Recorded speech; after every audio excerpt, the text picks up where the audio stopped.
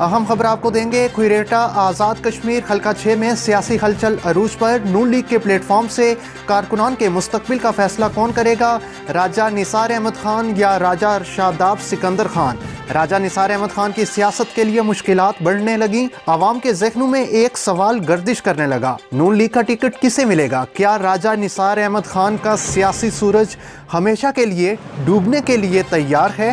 کیا black mailing کی جا رہی ہے؟ کیا پریشر بنایا جا رہا ہے؟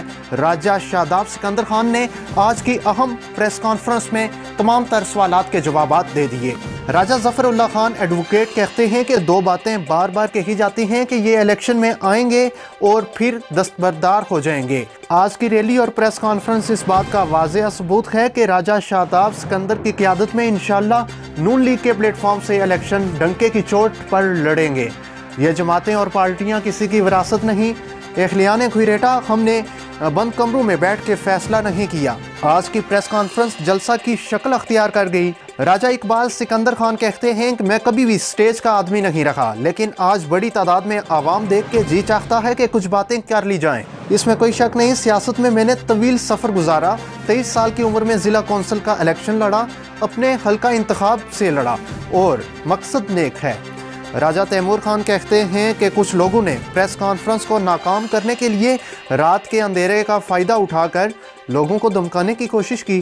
آج کی اہم پریس کانفرنس سے راجہ شاداب سکندر خان نے کہا کہ سابق وزیر حکومت محمد مطلوب انقلابی کو خراج عقیدت پیش کرتے ہیں۔